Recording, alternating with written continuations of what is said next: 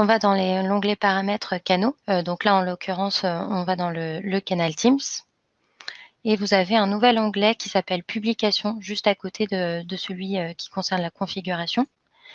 Et ici, vous aurez la possibilité de publier directement votre chatbot dans Teams. Donc pour ça, il faudra qu'un administrateur Teams de votre société clique ici sur « Je t'autorise ». En cliquant sur ce bouton « Je t'autorise », l'administrateur Teams autorise les coachs des bots à déployer leur chatbot dans Teams. Donc s'il clique sur ce bouton, c'est valable pour tous les chatbots de la société, donc présents sur la plateforme Witivio. Donc c'est une manipulation unique, une validation unique, pardon, qu'il aura à faire pour le déploiement de tous les chatbots dans Teams de manière autonome pour les coachs. Donc une fois que l'administrateur aura cliqué sur « Je t'autorise », on aura un bouton « Publier » qui apparaîtra et du coup, en tant que coach, je serai totalement autonome sur le fait de publier mon chatbot dans Teams et l'ensemble de mes autres chatbots. Pour rester dans le thème, la plateforme Witivio donc permet de déployer les chatbots sur de nouveaux canaux. On va voir donc, l'intégration avec Loomaps, avec Powell 365 et Busy, et on va également avoir donc la possibilité de déployer son chatbot sur SharePoint et sur Outlook. Donc en ce qui concerne la documentation pour Loomaps, Powell et Busy, ça sera disponible prochainement. La documentation donc au sujet de l'installation d'un chatbot sur, SharePoint, elle est déjà disponible et Camille va nous montrer donc comment on va, installer un chatbot sur Outlook. Donc pour rappel, c'est toujours dans l'onglet paramètres sur la plateforme et ensuite canaux. On va venir donc ajouter un nouveau canal. Et ici, donc, on va retrouver Outlook, Loomaps, SharePoint, Busy, Powell, SMS, etc. Donc, on clique sur Outlook. On a une URL qui va être générée, on la copie. Ensuite, on va venir sur Outlook. Dans le menu supérieur, on va cliquer sur Get Add-in.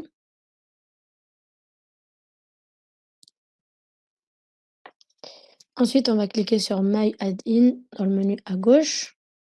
Et tout en bas, on va voir plus Add a Custom Add-in. Et on va venir coller l'URL qu'on a copiée tout à l'heure depuis la plateforme. OK. Et donc on aura notre chatbot qui va être, déployé à droite de notre page, Outlook. Pour rappel, le Metabot, c'est un Metabot qui est connecté à plusieurs chatbots.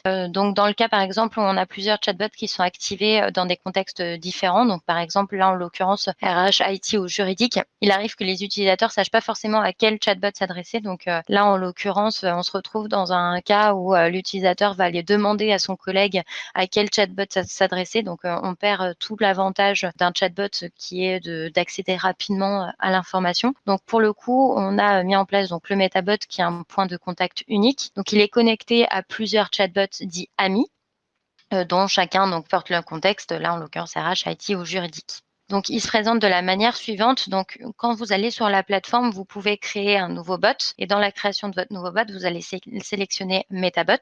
Et donc du coup, le Metabot se configure assez simplement. Donc là, en l'occurrence, on va aller ajouter des amis, donc aller rechercher dans nos bots existants les amis du Metabot et on va préciser le périmètre. Donc ce périmètre, il faut bien se garder en tête qu'il sera affiché à l'utilisateur en cas de doute.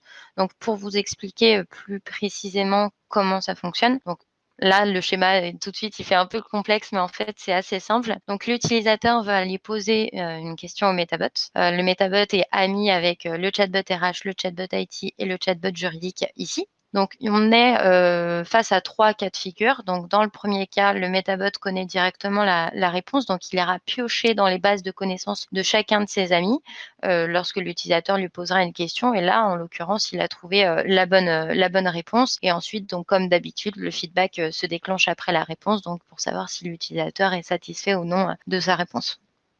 Ensuite, on a un deuxième cas de figure dans lequel le Metabot a un doute. Donc, il sait pas, en fait, il comprend pas bien la question de l'utilisateur. Donc là, en cas de doute, le Metabot va demander donc le contexte dans lequel l'utilisateur posait sa question. Donc là, c'est pourquoi je vous disais juste avant que le périmètre est important parce que c'est là qu'il apparaîtra au vu de l'utilisateur. C'est lorsque le Metabot aura un doute ou lorsque le Metabot n'aura pas compris la question de l'utilisateur, il va demander à l'utilisateur de recontextualiser sa question à partir de ce périmètre. Si l'utilisateur connaît le périmètre de sa question, le Metabot saura dans quelle base de connaissances aller chercher l'information et ensuite il pourra apporter la réponse. Si, en l'occurrence, l'utilisateur ne sait pas forcément dans quel contexte il posait la question, ce qui peut arriver quand on a des chatbots avec des périmètres similaires ou en tout cas qui se croisent, comme par exemple le juridique et RH, et ben là, en l'occurrence, l'utilisateur cliquera sur aucun et en l'occurrence, du coup, la donnée, donc la question